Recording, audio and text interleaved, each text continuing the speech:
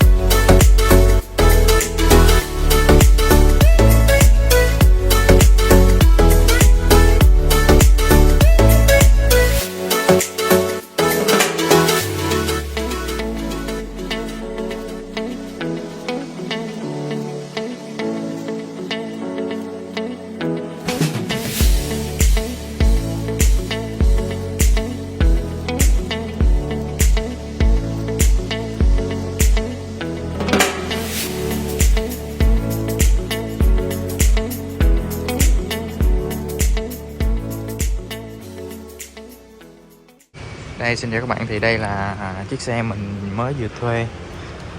Mình sẽ để thông tin cái nơi mà thuê xe ở dưới phần mô tả cho mọi người xem nha.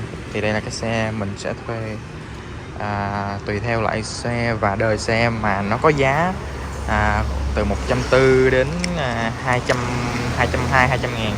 Thì xe này mình thuê là khoảng 140 một ngày, tùy theo dòng xe, đời xe nha các bạn. Xe đời xe càng mới thì giá càng cao. Đó, thì xe này là xe 2018. Chúng ta sẽ được hỗ trợ 2 cái nón bảo hiểm và 1 lít xăng. Thì bây giờ thì mình sẽ đi đổ xăng rồi sau đó sẽ đi ăn. Chúng ta sẽ đi ăn hủ tiếu mực. Đây là Vân Anh.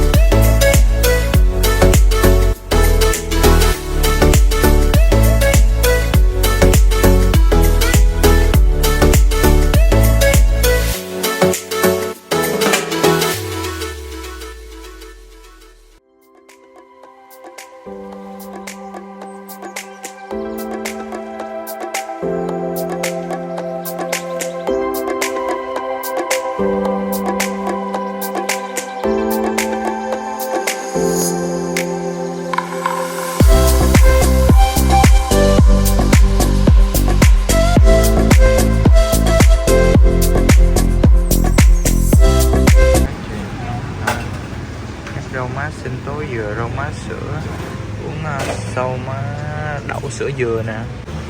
Đậu là đậu gì ta? Đậu xanh hả? Ok, nếu đậu xanh thì ngon á. Ok. Đâu, con anh đâm rồi khuấy lên giùm anh cái kìa.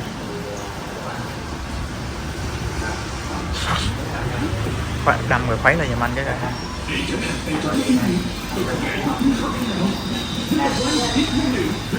Má bà nhà. Ở đây chúng ta sẽ có size 1 lít nha. Hồi nãy mình tính kêu size lớn đó, nhưng mà cái chị order chị đó hỏi mình là size 1 lít thì mình thấy 1 lít nhiều quá uống nên size vừa thôi nha. Nó một size vừa thì nó khoảng cái này bao nhiêu ml ta? Chắc khoảng 500 ml, chắc 500 ml. Ê, khuấy giùm anh đi, khuấy giùm anh cho nó tan. Các bạn lắc lư quá vậy.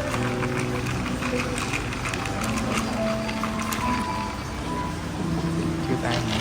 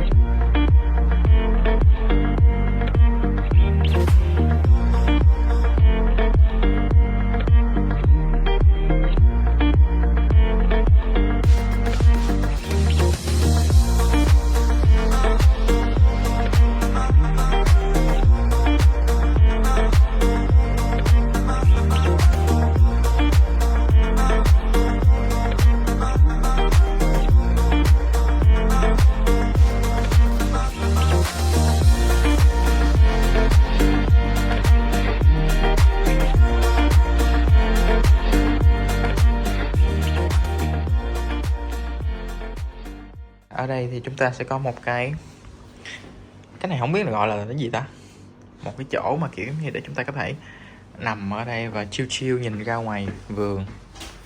Đây, cái view vườn của mình sẽ nhìn ra được như thế này đó. Đây là cái view từ phòng mình nhìn ra vườn nha mọi người, rất là đẹp luôn. Ở giữa sân thì Sea House họ trồng rất là nhiều cây để cho tạo thành một cái không gian xanh đó. Đây là view của mình sẽ được nhìn ra vườn như thế này. Ở đây thì mình thấy có khoảng 3, 4, 5, 6, cả hơn chục phòng đó mọi người đó. Tối thì không biết là ở đây họ có lên đèn hay không, để chút hồi tối mình quay về mình xem là họ có lên đèn không. Nếu như lên đèn chắc đẹp lắm ha. Wow. Ngay trung tâm thành phố Vũng Tàu luôn, cách bãi biển, cách bãi sau cũng rất là gần mọi người. Bãi sau rất gần. Chút hồi mình sẽ cho mọi người xem cái đường đi ra ngoài bãi sau đó.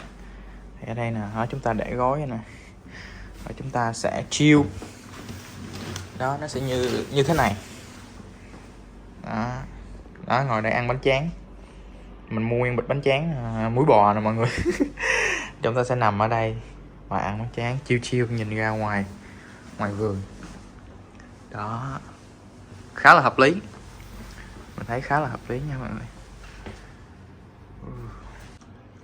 Rồi, ở đây chúng ta sẽ có một cái gương.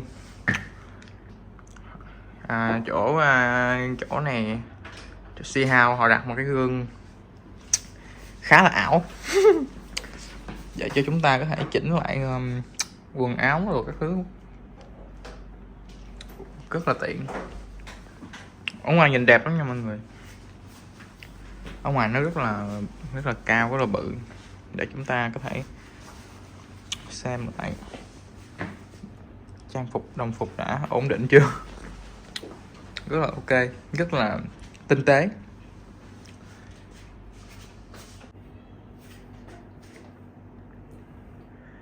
Anh đang chuẩn bị.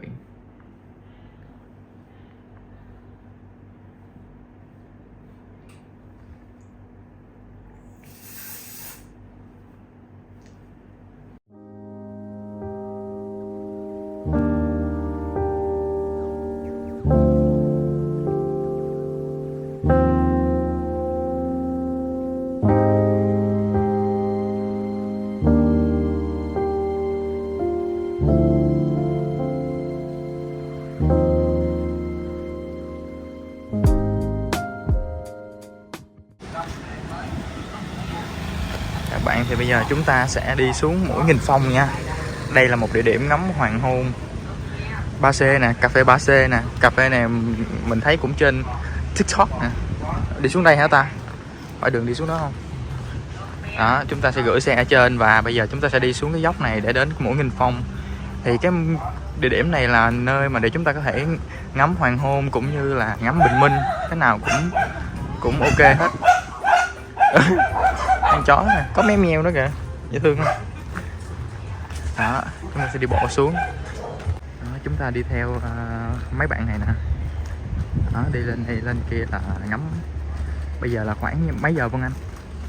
Bây giờ khoảng 5 giờ chiều thì vừa kịp là hoàng hôn luôn. Đâu, mình không biết đi hướng nào hết. Hướng này là sao? Lần đầu tiên mình tới đây mình không biết. Vân Anh thổ địa Vũng Tàu chỉ coi. Đó, đứng này ngắm xuống hả? Đây là ô cửa gì đó. Chụp vậy đúng không ta? Vân Anh đứng vậy coi. Mọi người thấy thì đây là khu vực chúng ta có thể đi xuống ở đây đó. Ra ngoài biển chụp bên kia nè. Còn bây giờ muốn cao hơn thì mình đi qua đây. Hình như có quán cà phê ở trển đó, rồi xong mình lên mình ngồi ở trển cũng được hay sao đó. Đó, Vân Anh chỉ đường. Vân Anh là thổ địa ở Vũng Tàu. Anh đi trước đi, đi dẫn Hương đi. Vân Anh là thổ địa ở đây nhưng mà không có biết đi.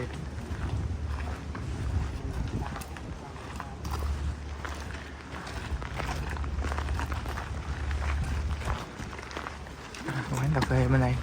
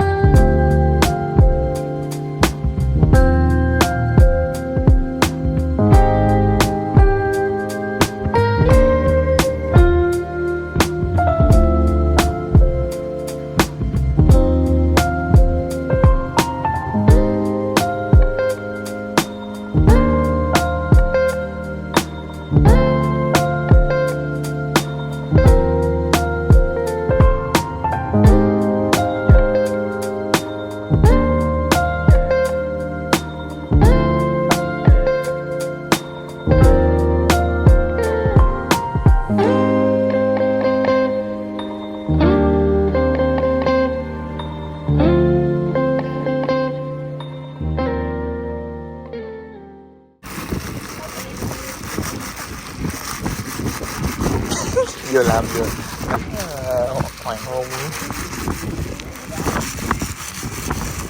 Cái nhìn hoàng hôn nhìn đằng kia. Đó, xong nhìn bình minh trắng.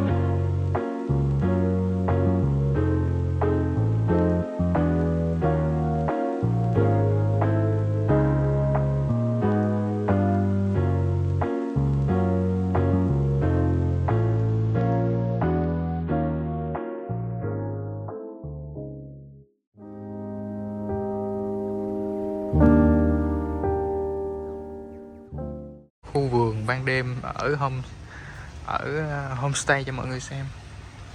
Đây ban đêm thì bật đèn lên cũng rất là đẹp nha mọi người, rất là sáng sủa, nhìn kiểu nó chill lắm đó. Nhìn qua qua cái màn hình nhỏ thì mọi người không có coi được hết cái sự yên tĩnh và chill chill ở đây đâu. Phải ở bên ngoài á, phải tận hưởng bên ngoài nó mới đẹp. Lên đèn rất là đẹp nha. Họ bày mấy cái đèn nè, nhìn rất là khoa học, kiểu ngăn nắp á, kiểu xếp rất là đẹp. Đó. Thì buổi tối mọi người có thể đi tắm hồ bơi nè. Hồ bơi hiện tại bây giờ thì không có ai, rất là yên tĩnh luôn.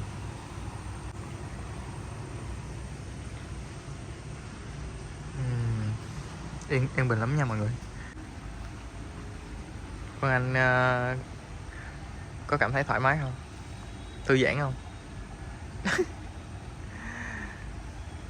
Đó, cái khu vực này thì chúng ta có thể ngồi thư giãn. Ở đây sẽ có 2 băng ghế, hoặc là cái khu vực để chúng ta có thể ngồi uống cà phê nói chuyện với nhau cũng được nè. Ở đây thì cái sân này để mình sinh hoạt chung thôi, chứ không có thể mà kiểu bày tiệc BBQ ra để nướng rồi ngồi ăn thì nó cũng không hợp lý. Cho nên với lại mình cũng không được là mang thức ăn từ bên ngoài vào phòng, không được ăn đồ nướng hải sản, không hút thuốc ở trong phòng. Buổi tối ở đây yên tĩnh lắm, yên bình lắm mọi người. Nghe tiếng chai róc rách. Đó, mình sẽ ngồi xuống đây và cảm nhận sự yên bình của homestay. Đó là phòng của mình, G02.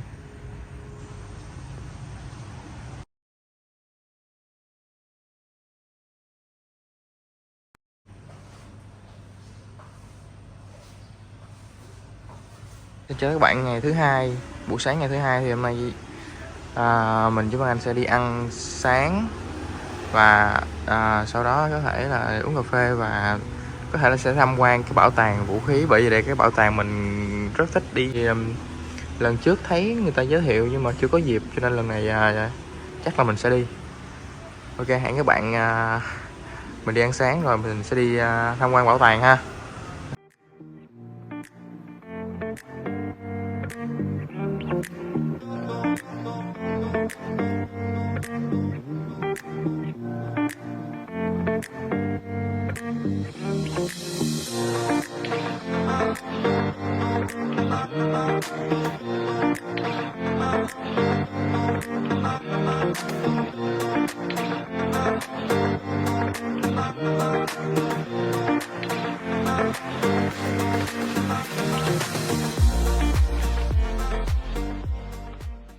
Đây là một quán ăn gia đình nằm trong hẻm mà Vân Anh muốn thử, nên tụi mình đã quyết định là sẽ ăn sáng ngày thứ hai tại đây.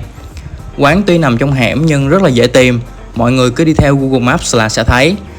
Cái ngày hôm đó tụi mình đến thì mình thấy hầu như là người dân địa phương không. Hôm đó chắc chỉ có tụi mình là dân du lịch. Về phần món ăn thì mình thấy rất là ngon. Họ không làm quá nhiều dầu mỡ, chỉ là nêm vừa đủ để nếu chúng ta muốn ăn mặn hay gì đó thì mình chỉ cần thêm chút xíu gia vị nữa là vừa miệng. Mình thì thích ăn mặn nên đã thêm một chút nước tương, và đĩa mì của mình là cực kỳ ngon luôn. Theo mình thấy thì đây là một địa điểm ăn sáng đáng để mọi người trải nghiệm khi đến với thành phố Vũng Tàu.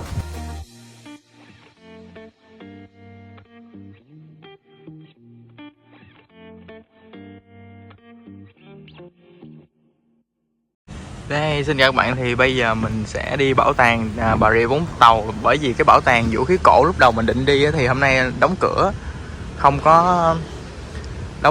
có mở, ngày mai họ mới mở lại. Đó, thì bây giờ hôm nay mình đi bảo tàng này đi, rồi ngày mai ví dụ có thời gian thì mình sẽ đi bảo tàng vũ khí cổ. Giá vé ở đây là 40.000 người lớn và 20.000 là trẻ em. Thì Vân Anh đang ngồi nghỉ ngơi một chút. Bên đây là cái gì?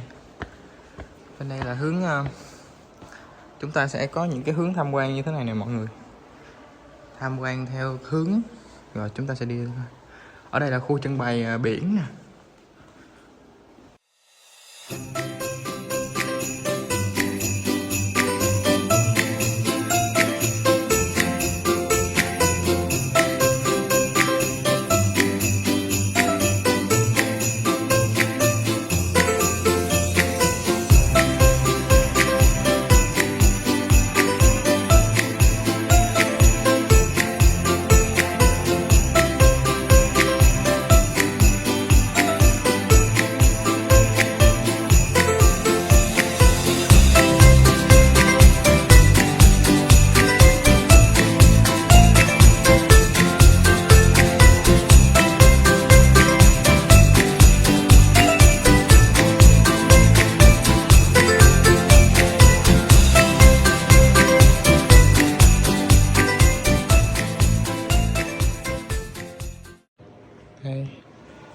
dưới chân mình là họ tái hiện những cái khảo cổ mà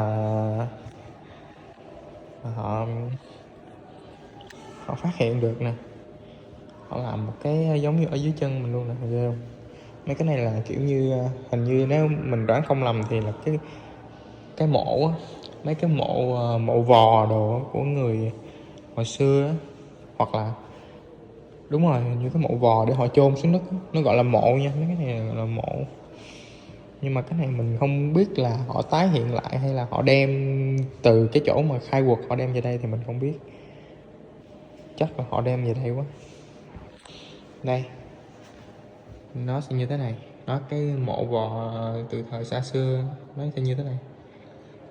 Theo mình đọc ở đây nó là một mộ vò cồn Hải Đăng nằm bên vịnh Côn Đảo. Đây là những cái mộ vò. Đây khu vực này thì chúng ta sẽ có tái hiện lại nghề đánh bắt thủy hải sản của ngư dân Việt Nam tại tỉnh Bà Rịa Vũng Tàu. Những cái móc câu đồ dây cước, lưới. Mọi người, ở đây có cái mô hình thu nhỏ của trận đánh Pháp tại pháo đài Phước Thắng mà mình thấy rất là hay nha. Mình thích coi mấy cái kiểu mà mấy cái mô hình thu nhỏ giống vậy nè. Đó, ở đây là lính Pháp chuẩn bị đổ bộ vào để xâm chiếm mà. Và ở đây là quân bên ta là màu đỏ. Đây, quân bên ta là màu đỏ, quân Pháp là màu đen. Rồi xong ở đây là một cái sườn núi, trên đây là pháo đài Phước Thắng. Mình thích coi mấy cái này lắm nha, mình thích coi mấy cái kiểu thu nhỏ nhỏ này nè. Tại vì mình có chơi game á. Với lại đó, họ làm cái mô hình này rất là hay, rất là đẹp luôn nha. Pháo đài Phước Thắng, nguyên một cái tiểu cảnh luôn, một tiểu cảnh bự nha.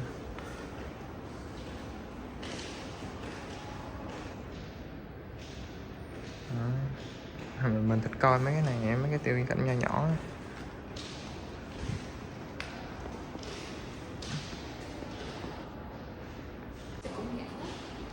Đây là một khẩu đại bác rất là bự, rất là to luôn. Ở dưới đây chính là những cái khẩu, những cái viên đạn của cho súng thần công này. Có những viên đạn rất nhỏ, chẳng hạn như viên này, nhưng mà cũng có viên đạn rất là bự. Đây là những viên đạn được khai quật được nha mọi người. Thần công, đạn súng thần công rất là bự luôn, rất là to.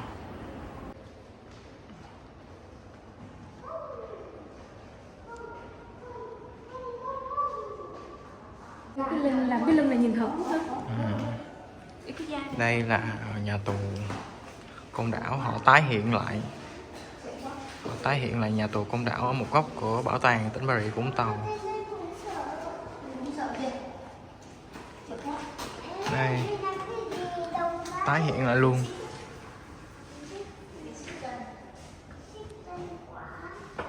Tại vì ở trên đây á là ở trên đây có lính đổ vôi xuống, nó đổ vôi với đổ nước xuống làm cho mấy người tù họ sao ta. Đó, có chuồng cọp nè, cái này làm y chang như là ở ngoài Côn Đảo luôn. Đó, nhìn ở trên đây xuống nè, trên đây nóng quá. Họ làm y chang như ở ngoài nhà tù Côn Đảo luôn nè. Chuồng cọp. Đó, trên đây thì mấy người cai tù á, họ đổ vôi xuống các chiến sĩ của chúng ta, làm cho các chiến sĩ của chúng ta bị lở loét. Đây là những khẩu RPG được dùng trong chiến tranh hồi xưa. Mình nói vui là tại vì mình cũng chơi game á, cho nên mình nhìn mình cũng biết mấy cái khẩu súng này. Đó, những khẩu súng này là RPG hồi xưa nè, Mà không ngờ ở ngoài đời nhìn nó to như vậy. Ở ngoài đời đúng to luôn. Đây là những chiếc thủy lôi nha mọi người, được dùng để đánh các phương tiện đường thủy, chẳng hạn như là tàu ngầm, tàu chiến, tàu đổ bộ. Nhưng mà thường hình như là cái này để đánh tàu ngầm là chính, tại vì nó sẽ được để dưới nước và rất là to, trọng lượng rất là to, cái kích thước cũng rất là to để đánh những cái chiếc thuyền lớn. Trời ơi, bên ngoài nhìn đúng to luôn á. Cái này không biết nặng bao nhiêu ký, chắc hơn cả 100 ký đó người ta. Đây mọi người, ở đây chúng ta có một cái tiểu cảnh nữa nè, tiểu cảnh của địa đạo. Đó, ở trên đây là rừng núi đúng không? Rừng rậm đúng không? Ở dưới đây là địa đạo. Đó, cái địa đạo nhỏ nhỏ. Đó, ở đây tái hiện địa đạo. Và đây chính là địa đạo Long Phước. Ở bảo tàng họ có làm một cái mô hình mini của địa đạo Long Phước nè. Bây giờ chúng ta sẽ đi vào nha. Đó, địa đạo Long Phước. Trời, sẽ nhục siêu vậy.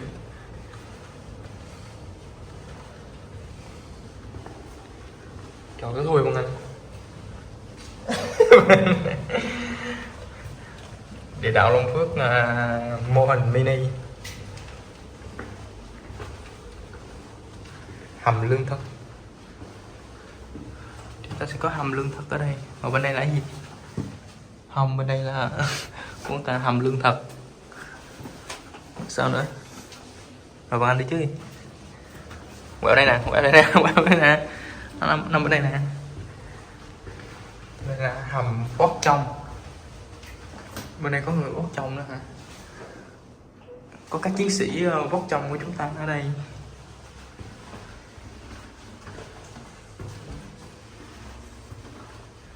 Bên đây là hầm gì đây? Hầm tác chiến. Chiến sĩ chúng ta sẽ ngồi đây để tác chiến.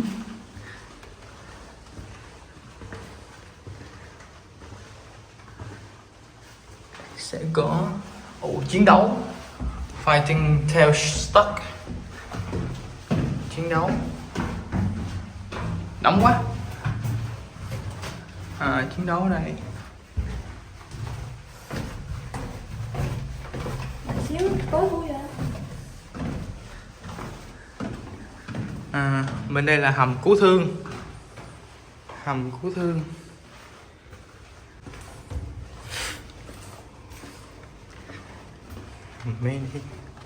Địa đạo. Rồi, chúng ta đã tham quan xong địa đạo. Nè mọi người, ở đây chúng ta có những cái đèn pin với cái bình nước, cái can nước hồi xưa. Mấy cái này xài bền lắm nha. Mà nói thiệt, mấy cái xài của quân đội sản xuất còn xài bền lắm á. Bằng thép, mà bằng inox, một cái thứ xài bền lắm luôn. Cái này là gì? Cái này là cái đèn gì nè, mình nhớ cái này là cái đèn dầu đúng không anh? Như cái đó đèn dầu hay gì anh? Mà mấy cái này sẽ bên đây mới là đèn dầu nè. Đó, cái đó mới là đèn dầu. Còn cái này là gì ta? Hình như cái đó là cái kèn. Cái này là cái kèn nè mọi người. Đó, cái này là cái kèn để mình thổi á, phục vụ cho văn nghệ ngày xưa. Đây nè, cái đó cái 15 á, là cái kèn để mình thổi á. Kèn nhiều quên mất tiêu. Kèn nhỏ để mình thổi á. Dao cạo râu số 14, dao cạo râu. Còn đây là của dụng cụ của quân y, của bác sĩ. Cái này là nghe con cái màu thép này là gì ta, không biết. Của quân y bác sĩ. Mấy này của quân đội là sản xuất là xài bền lắm luôn. Em mọi người, mình mới phát hiện ra cái lược này là được làm từ cái vỏ máy bay bị bắn cháy tại chiến dịch Bình Giả. Mà mình thấy nó rất là sắc sảo luôn nha. Hồi xưa mà làm kiểu như khắc hoa rồi khắc chim này nọ, mà cái lược làm đẹp sắc sảo lắm luôn á. Hay thiệt á, hồi xưa người dân mình hồi xưa hay, đúng hay luôn. Đây đây các bạn ơi, đây là những khẩu súng được dùng trong chiến tranh nè, của quân đội Mỹ nè. M16, M4A1 hay gì nè, súng grenade launcher nè, súng phóng lựu. Mình chơi game ghét là mình biết hết. M60, cây này mà rất là mạnh. Cây này nếu như ai chơi game Left 4 Dead thì cây này là trong game Left 4 Dead bắn rất là mạnh luôn. Mặt nạ phòng độc M79 grenade launcher, AR-15 súng trường bắn tự động, AR-15, AR-15 máy truyền tin hả, 19 cả nước. Cái này là khay để ít ăn. Cái gì? Khay đựng đá. Đừng đá, gọi cái 17, 18, 19, 16. 7 la bàn, 18 máy truyền tin, 19 máy đựng nhớt. Máy gì? 19 bình đựng nhớt hả? Ủa cái bình này bình đựng nhớt hả? 19 bình đựng nhớt. Máy truyền tin, máy la bàn. Ủa bình đựng nhớt hồi xưa thấy lạ quá vậy ta. Các bạn nhìn tưởng bình đựng nước. Cái 13 là cái gì nè? 13 là cái gì? 13 là Gamen. Gamen là đựng dụng cụ y tế. Mình chơi game bắn súng Call of Duty với Battlefield, cho nên mấy cây súng này rất là quen thuộc với mình. AR-15, AR-15 súng trường bán tự động, M60 súng trung liên. Cái này là BAR bar. Cái này bắn cũng mạnh mà, trong game Call of Duty World at War nè. Cái này bắn cũng mạnh lắm. Cái này là cái này là gì ta? Cái này là gì quên mất tiêu rồi. Cái này là gì nè? Cái cây này là gì quên mất tiêu rồi ta? Cây này quen lắm nè. Cái này súng trung liên, nhưng mà cái tên của nó là cái gì? Cái súng trung liên của nó, cái tên nó là gì quên mất tiêu rồi. First aid kit. Cái tên của nó là cái gì nè? Cái gì mà RB7 hay gì? RDB, RDP á, RDP súng cũng là súng trung liên bắn rất mạnh. RDP. Đèn hồi xưa. Số 6, cái này là cái gì ta? Số 6 là gì Vân Anh đọc lên nghe. Số 6 là gì? Hộp sắt. Hộp sắt đựng gì? Đựng dụng cụ quân y. Đựng dụng cụ quân y hả? Cái này hộp cứu thương nhỏ. Còn số 8 là gì? Tổng đài điện thoại công nghệ. Tổng đài điện thoại hả? Cái tổng đài điện thoại. Tổng đài điện thoại hả?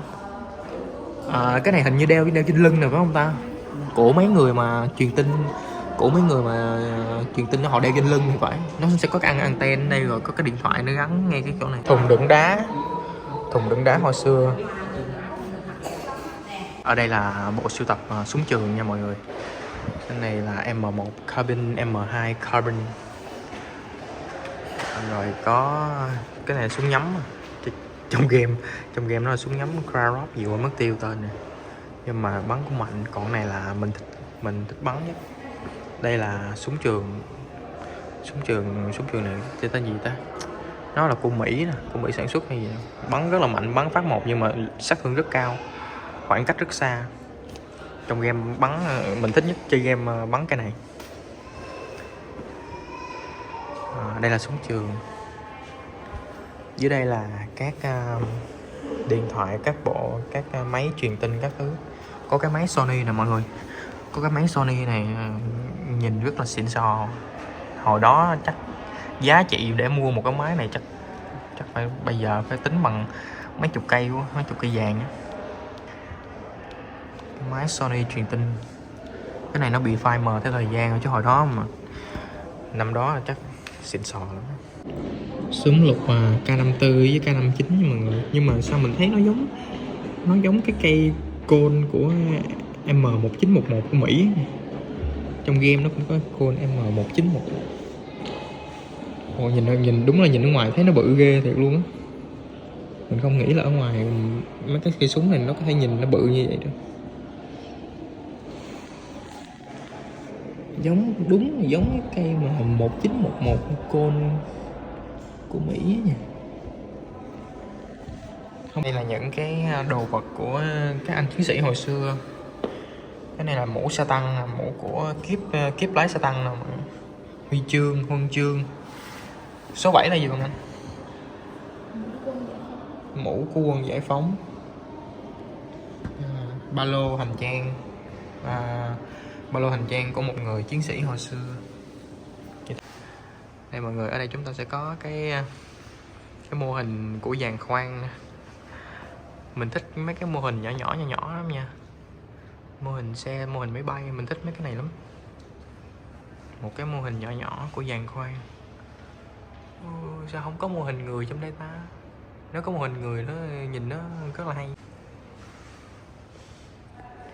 Đây là mô hình của nhà giàn DK1 rồi mọi người. Chiếc máy bay VN8641.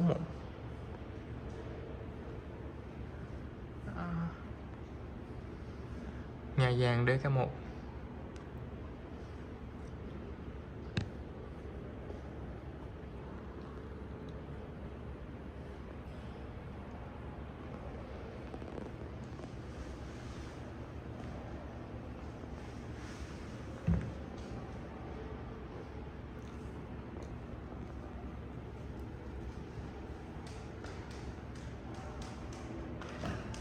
Nó sẽ có cái cầu này bắt qua bên nhà giàn bên đây.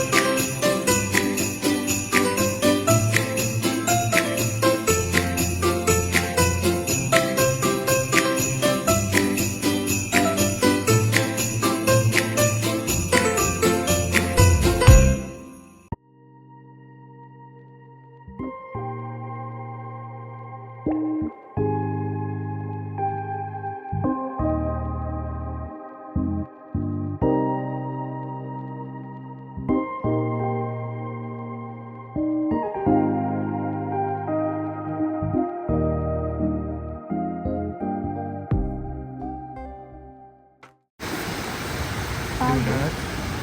Em ăn cái nào? Em ăn Cái đường đó hả? Có thấy cái này sô cô la ở đây hả?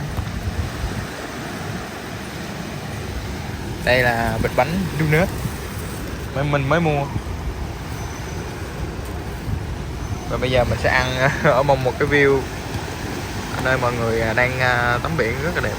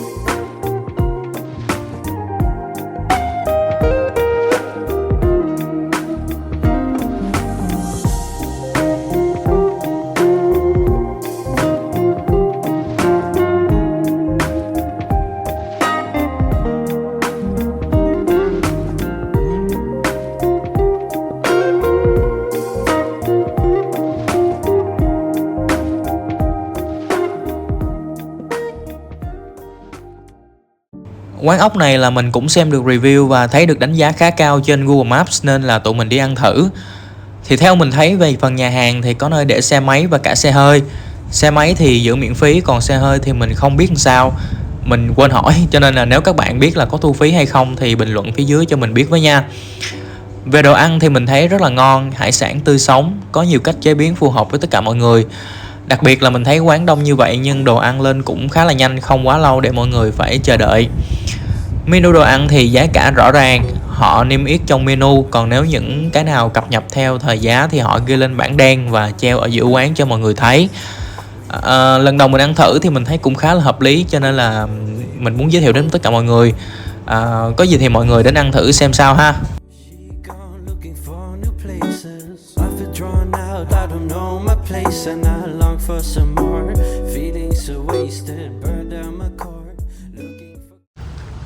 Bây giờ thì gia đình mình, bây giờ thì Vân Anh với mình đi cà phê suối bên biển nha mọi người.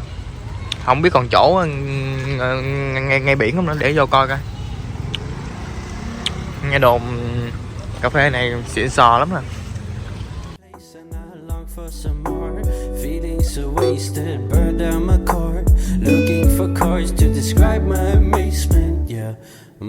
In time will we face it though?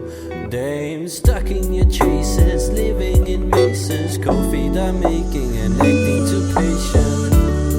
Sometimes I feel like you were my headlight. I never feel right. Got stuck here without you. Sometimes I feel like you were my headlight. I never feel right. I'm stuck here without you. I'm stuck here without you. So stuck here without you. I never feel right. I'm stuck here without you. Gone miles, didn't find what I'm aiming for. I can't lie, I would never betray you or take it for granted. All that we had, it's kind of ambitious. I'm knocked down so bad. I could fly like an angel, seeking new shapes. Would die for your sacred, find an escape. Stuck in your traces, living in mazes. Cold feet are making and acting too patient. Sometimes I feel like you were my headlight. I never feel right. Got stuck here without you. Sometimes I feel like you were my headlight. I never feel right. I'm stuck here without you. I'm stuck here without you. So stuck here without you. I never feel right. I'm stuck here without you. Stuck here without you. Stuck here without you. Stuck here without you. I'm stuck here without you.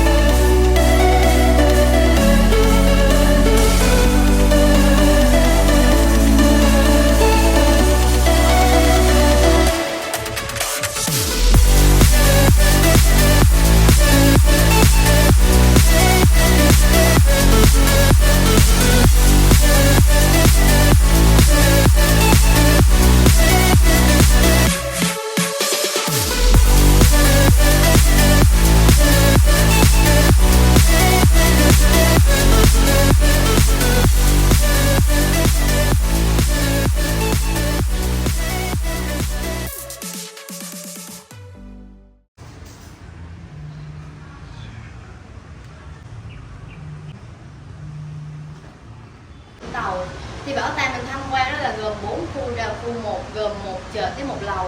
Sau khi mình tham quan xong khu 1 là mình ra ngoài rẽ phải còn 3 khu phía sau tòa nhà nữa không? Thì mình lưu ý trong quá trình mình tham quan bảo tàng là mình hạn chế chạm tay vào kính nhân vật giúp em nhỏ. Cái súng này là họ dùng để phát những cái tiếng nổ lớn, mình không gây được sát thương. Còn 3 thanh kiếm bên trong tủ là thuộc thời nhà Hán, Trung Quốc năm 200 trước công nguyên. Tại trơn giúp cho họ thuận tiện hơn trên công việc di chuyển. Và bộ này họ làm khoảng 20 kg một bộ để mà chết rồi. Thêm cái gương trên tay là 4 kg nữa, bộ này ra chợ là khoảng 24 kg. 24 kg. Phá giáp rồi. Đây đó họ làm dài khoảng mỗi 7 nặng 8 kg. Ban hùng mạnh nhất của thợ Alexander Đại Đế đứng đầu là con ngựa Macedonia. Còn hai bên trong cùng là thủ thành ba Sparta nổi tiếng trong phim 300 chiến binh. Thành ba này nổi tiếng là tuyển chọn những cái đứa trẻ con trai là từ 7 đến 8 tức là bà luyện tập từ bé. Nên là họ làm những cái khiên bên trong bên đó khoảng từ 10 tới 14 kg lần thét luôn ạ. Là họ cầm một tay khi ra trận để bảo vệ cơ thể của họ. Và những thành bang khác của Hy Lạp họ đã xin tuyển chọn từ 18 tới 20 tuổi. Và người trong cùng bên này sẽ là người Hồi giáo. Năm ông mà cùng bên kia có những cái hình chữ thập đó là Kitô giáo là Thiên Chúa giáo bây giờ. Và những cái màu sắc trên hình chữ thập của họ ở đây dùng để phân biệt cấp bậc. Và chữ thập màu trắng ngoài cùng bên kia là hiệp sĩ cứu tế, là họ làm cái công việc là cứu tế như bác sĩ. Kế bên cạnh ông sẽ là chữ thập màu đỏ là chỉ hiệp sĩ dòng đời, những người đứng đầu trong quân đội sẽ gọi là chỉ huy. Và người trong cùng chữ thập màu đen nó sẽ là lính phổ thông. Thì hiện tại thì hai cái tôn giáo này vẫn thường xuyên ra xung đột để tranh giành cái vùng đất Jerusalem cho Israel bây giờ. Còn hiện tại vẫn đang chiến tranh rồi. Bên cạnh ông là đại đội trưởng của bộ binh La Mã. Và người cuối cùng là nô lệ da màu. Thì người da màu thời này là họ bị phân biệt chủng tộc nên là không có được mặc giáp quan trọng. Và lính hoàng gia của Thái Lan năm 1765 thử chiến tranh giữa Miến Điện và Sim. Thì toàn bộ những cái vũ khí bên trong tủ trên đó là của nước Thái Lan đó. Thì ngoài cùng bồng đồng xe của Hy Lạp nè. Hai chính giữa xe của Tây Ban Nha nó kỷ 17. Và trong cùng là của nước Anh nó kỷ 16. Trên cùng là thuộc đế quốc Ba Tư của thế kỷ 18. Thì 5 cái mũ để dành cho tướng đội trong những nghi lễ, nghi thức thôi chứ không có mang ra trận. Trong tủ sẽ có 3 đoạn chiếm ở giữa của thời Trung Cổ là mình phục dựng lại do cái thời kỳ đó xa xưa là mình không có trưng bày nữa rồi. Còn lại 5 cái mũ này với 2 con dao găm phía trên cùng của thời Ba Tư sẽ là hàng nguyên bản hết rồi. Dao xăm hai bên và tầm mắt của họ sự mở rộng hơn. Thì những người này sẽ cưỡi con ngựa cao 2m3 là giống ngựa châu Âu. Khi mà họ lên ngựa sẽ có người đưa họ lên chiếc vũ khí trên sau. Và những người này khi mà họ ra trận mà họ té ngựa là họ chỉ có chết thôi ạ. Vì khi té xuống thì bộ giáp của họ rất là khó di chuyển. Và những cái then chốt này của bộ giáp sẽ bung ra. Nên là bộ binh của địch họ sẽ trào lên dùng những vật sắc bén đâm vào những kẽ hở của những bộ giáp. Và những người này chết trong bộ giáp thì vì mất máu nhưng mà chết rồi. Và hai bộ giáp sẽ là hàng nguyên bản của đất luôn. Wow, hàng nguyên bản. Ở các nước như Na Uy, Đan Mạch, gốc của người Viking là họ ở Thụy Điển. Thì những người Viking thường trang bị giáp lưới với những khoen mắt xích hình tròn lại với nhau. Và giáp của họ làm gì để chống cung tên với chống chém. Nên là những người muốn đánh những người Viking đó là những người này trực tiếp dập thịt, dập nội tạng bên trong mà chết. Còn trên đây là mình sẽ mô phỏng cái thuyền sướng người Viking. Bên đây là chiến ngựa xe samurai. Thì samurai sẽ thuộc hảo tướng Shogun, Shogun là đại tướng vua là hai ông hai bên. Thì samurai này khi mà ra trận sẽ được trang bị 2 thanh kiếm bên trong người. Cây dài bên trong sẽ là katana dùng trong tác chiến. Còn cây ngắn kế bên sẽ là wakizashi dùng trong cận chiến. Và một số trường hợp đặc biệt khi mà những người này bại trận là họ dùng cây ngắn trên kia. Người ta gọi là cây tanto, là họ dùng trong những nghi lễ rất là tự sát. Và do người Nhật người ta có lòng tự trọng rất là cao, cứ bại trận trở về nhà là họ đặt bụng tự sát rồi. Ở đây đặt bụng càng sâu càng dài hơn. Chứ cuối cùng là tướng thời Mông Cổ và người trong cùng mới là nhân vật nổi tiếng thời Mông Cổ là Thành Cát Tư Hãn. Thành Cát Tư Hãn thường là thiết một chân. Thì quân đội của ông đánh gần hết lục địa của châu Á. Nhưng mà khi ông mất là cháu đời thứ 9 của ông nên gọi là Mốt Tất Liệt đánh bại Trung Quốc, lập ra Nguyên. Thế nên mới có việc là Mông Nguyên sẽ Việt Nam 3 lần là bại trận luôn cả 3 lần vì tướng Trần Hưng Đạo của Tàu. Và vị tướng Trần Hưng Đạo xếp một trong một vị tướng nổi tiếng của Tài Ba thế giới. Còn là lính của thời Mãn Thanh nó 3 kỳ khác nhau là Hồng Kỳ, Hoàng Kỳ với Bạch Kỳ ạ. Hai ông mặc màu đen bên trong nó xe tướng. Một người xe tướng thời nhà Tần, thời Tần Thủy Hoàng. Còn ông bên cạnh bên kia xe tướng thời nhà Tống. Cặp phía bên này xe vua thời Mãn Thanh ạ. Thì trang phục của ông mặc trên người bên đó người ta gọi là long bào. Thì long bào này của ông khi mà ra trận người ta gọi là chiến bào, bên trong ông được trang bị lớp giáp bằng đồng phía trong. Còn cuối cùng sẽ là lính tốt của thời Mãn Thanh. hay thường gọi là lính đầu tròn ạ. Kế bên ông là lính ngựa lâm của Pháp trong ba chàng ngựa lâm phó thủ. Người bên cạnh bên kia là người Viking ở vùng Bắc Âu. Còn cuối cùng bên này là lính đánh thuê của Thụy Sĩ thế kỷ 16 ạ. Thì giáp của họ mặc được thiết kế là hai khớp với hai bản lề hai bên. Khi những người này họ ngồi lên ngựa là chúng xòe sang hai bên để bảo vệ phần người của họ. Thì những ông này lính đánh thuê đâu ở đó, và hiện tại họ vẫn đứng canh tòa Vatican bên Ý với nước giáo hoàng. Từ là nước Iran bây giờ nè. Bên cạnh ông sẽ là bộ tộc Pashtun của Tajikistan ạ. Còn cuối cùng là dân tộc thiểu số Thổ Nhĩ Kỳ. Thì những người này là người da màu là bị phân biệt chủng tộc nên không có được mặc giáp ra trận ạ. Súng lục là một lần bắn 6 viên, nhưng súng này á, hồi xưa là bắn một lần có 1 viên à. Mỗi lần bắn là phải nhồi nút súng một lần. Những cái súng này họ bắn một phát nút trên lên phía trên đâm, gắm vào dùng nó đâm luôn. Mình coi bức tranh bên kia kìa. Đó, người ta dùng cái súng bên lê. Những cái đầu lê này á, người ta thiết kế với cái rãnh hấp như trái khế vậy. Những cái rãnh này á, họ đâm vào bên trong á, là máu sẽ tuôn khi những cái rãnh này chảy ra ngoài, không khí lật được vào bên trong. Thì những cái này sẽ đâm vào súng. Người Hà Lan có một cam là trang phục nó phải có một cam. Những người này phân biệt cấp bậc bằng những ngôi sao trên cổ đó. Càng nhiều sao cấp bậc càng cao. 3 sao, 2 sao. Nó thẳng nhất. Đó mình gọi là những người cảm tử quân đó, là đi đầu ném lựu đạn đó. Đó là bộ binh nước Nga. Còn bên đây là lính của Bulgaria. Chiến cuối cùng là ông Napoleon mà.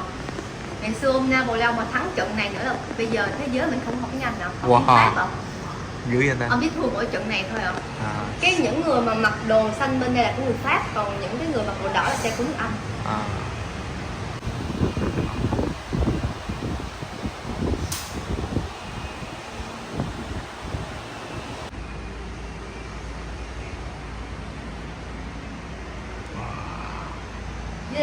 Cây này họ làm dài khoảng 2m4, nặng 14kg. Ở bên sẽ có chứng chỉ đấu giá mua cái súng quân chủ. Đỡ là những cây giữa này, giá đỡ là cây giữa đó.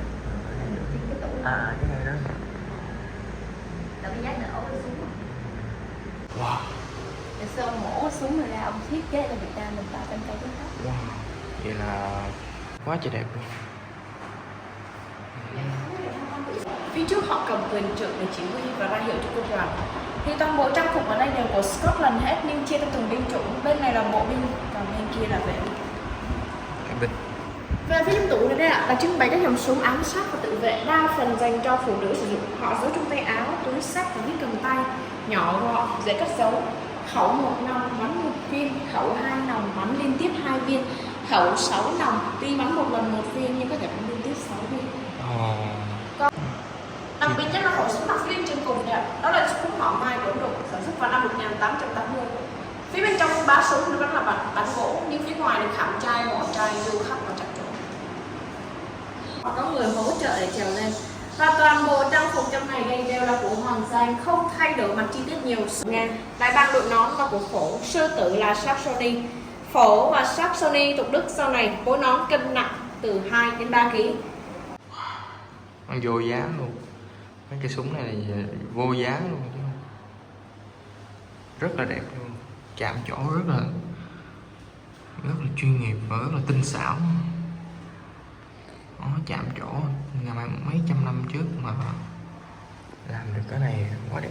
Có cây này đẹp, cái nòng súng quá đẹp, có tên của người chủ nữa nè, quá đẹp luôn, tuyệt vời. Đây là khẩu Trung Liên phát kích của Pháp. Khẩu này sản xuất từ năm 1909. Pháp dùng súng này trong Thế chiến thứ nhất. Băng đạn là 30 viên đó. Khi họ bắn họ ráp băng đạn ở phía đây. Bắn thì tự động nó chạy qua, hết đạn thì dừng lại. Mà có một ông chỉ là nạp đạn cho nhanh. Súng này đúng rồi. Là bắn được 400 đến 600 viên. Một người bắn theo lâu, hai bắn sẽ rất nhanh. Họ là Lewis, gọi là Trung Liên Lewis đó. Được tập theo họ này, ghi sát như con Lewis.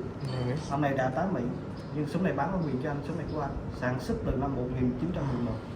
Bắn đạn là bắn đạn chỉ đạn tròn là 47 viên. 47. Khi họ bắn hào ráp chỉ đạn tới đây, bắn tự động xoay tròn.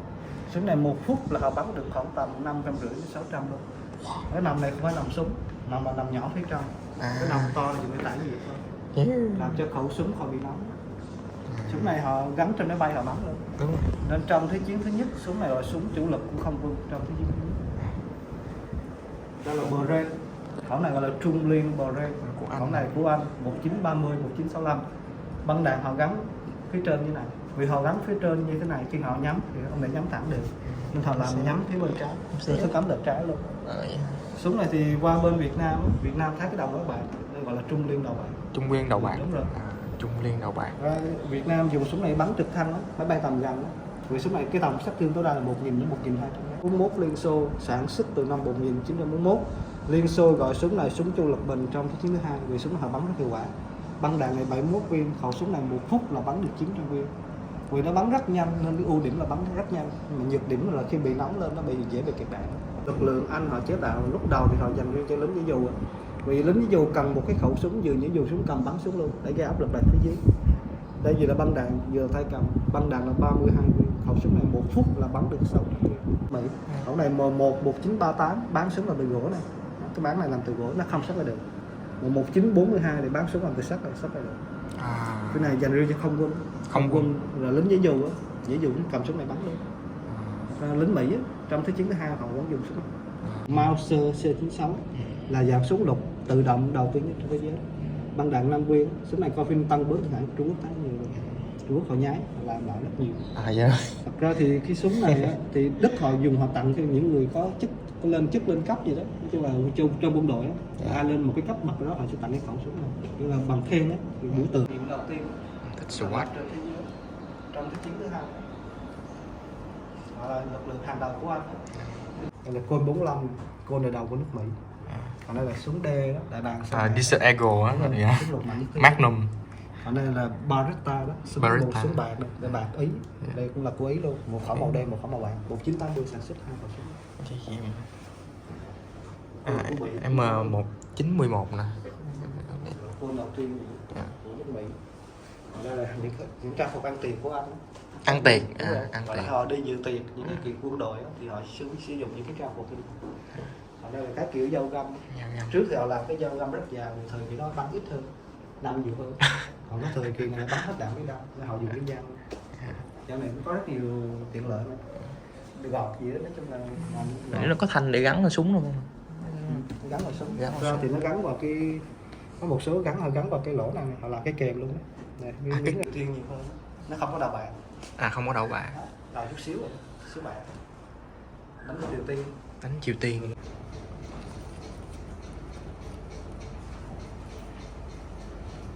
Đẹp quá con anh ơi. I love this gun. Đây là những khẩu súng có trong game Battlefield. Battlefield 5/11 nhé. MG34. Bắn cũng mạnh lắm nè. Ôi, cái nòng dài dễ sợ luôn. Ở ngoài nhìn rất là to nha mọi người. Ở đây chúng ta sẽ có một cái nhắm MG34 bắn mạnh, quen thuộc vậy đó.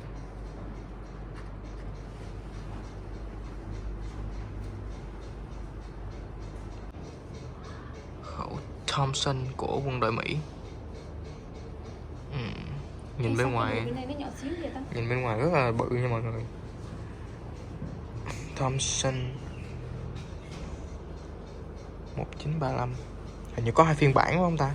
Cái phiên bản bên đây hình như là phiên bản cái này phiên bản 1923, cái kia là phiên bản 1935. Đây là bộ đồ của phi công trực thăng chiến đấu. Phi công chiến đấu. Đó, đây là bộ đồ sẽ mặc của những người phi công lái trực thăng chiến đấu. Còn đây là một cái bộ cái áo được trao tặng cho bảo tàng bởi vợ của Gil Cortland, có một phi công người tên Gil Cortland thuộc lực lượng không quân hoàng gia Úc. hình như lái C130 nè. Chiếc này bắn dữ lắm nè. Chiếc này là hỗ trợ trên không. Hỗ trợ trên không có nhiều loại vũ khí bắn xuống mặt đất nổ dữ lắm á. C130 chơi game ghét rồi mình biết luôn. Trong Call of Duty Tiếng Gọi Sứ Mệnh sẽ có một nhiệm vụ, chúng ta sẽ là sử dụng máy bay này bắn xuống dưới đất để hỗ trợ chiến sĩ ở dưới. Trong game có một cái nhiệm vụ như vậy. Đây là súng chống tăng nè mọi người. Súng chống tăng. Đây là cái M1 bazooka. M1 bazooka của Mỹ sản xuất. Còn đây là cây LAW 80 LAW 80 của Anh sản xuất. Tầm bắn hoạt động hiệu quả 500m. Súng chống tăng. Ở ngoài nhìn rất là to, rất là bự. Là những bộ áo của phi công lái máy bay chiến đấu, hay còn được gọi là jet fighter. Này của Úc, của Mỹ, của Mỹ, Úc, của Mỹ tùm lum hết nè. Của Anh cũng có. Nhìn ngầu không mọi người? Nhìn rất là đẹp và ngầu luôn.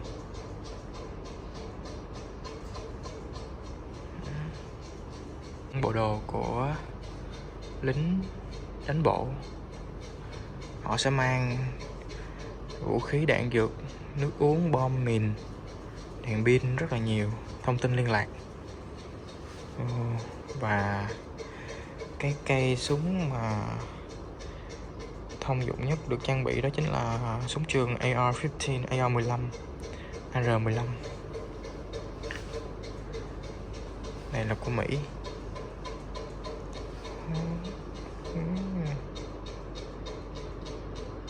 Đây là cái khẩu OPD của súng của Liên Xô, của Nga. Súng của Nga được cái này cũng rất là mạnh, được chiến đấu, sử dụng chung game rất là nhiều, rất lực. Cây này là mình thấy là được sử dụng ở trên xe tăng nè, rồi trên tàu chiến cũng có nè. Bởi vì tầm bắn của nó rất là xa và rất là mạnh, hỏa lực rất là mạnh. Đó, trong phim cái gì? Trong phim Battleship cũng có một cái cảnh của anh thủy quân lục chiến, của anh thủy quân, ảnh đứng trên tàu, ảnh bắn cây này.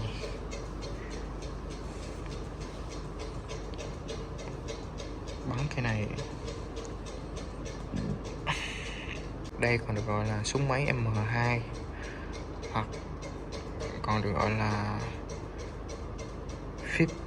Browning 50 caliber machine gun. Súng máy Browning 50 cal.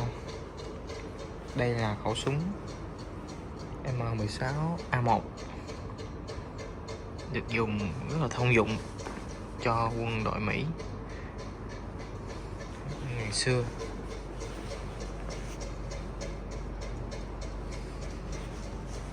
Khóa lại. Súng. Cái này có bắn phát một cũng có, hình như là bắn phát một, bắn liên tục và bắn 3 viên. Súng lục ổ xoay của quân đội Mỹ.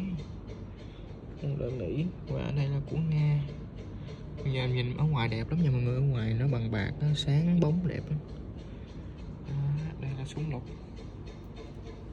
Súng lục ở đây thường là súng lục ổ xoay không? Revolver. Nếu bạn có dịp du lịch đến thành phố Vũng Tàu, đừng bỏ qua cơ hội ghé thăm bảo tàng vũ khí cổ Robert Taylor. Đây là nơi lưu giữ và trưng bày nhiều hiện vật quý giá, từ vũ khí đến trang phục chiến binh của các thời kỳ khác nhau. Mỗi góc nhỏ của bảo tàng đều mang lại cho mình những câu chuyện lịch sử đầy hấp dẫn và sâu sắc. Đặc biệt là mình xin gửi lời cảm ơn chân thành đến các anh chị thuyết minh viên, những người đã nhiệt tình chia sẻ, giúp mình hiểu thêm về lịch sử và ý nghĩa của từng hiện vật. Các bạn hãy đến và trải nghiệm, mình tin chắc là mọi người sẽ có những khoảnh khắc đáng nhớ tại nơi đây.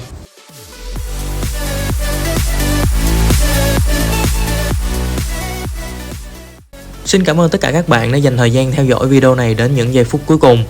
Sự ủng hộ của các bạn là nguồn động lực lớn nhất để mình tiếp tục tạo ra nhiều nội dung hay hơn nữa.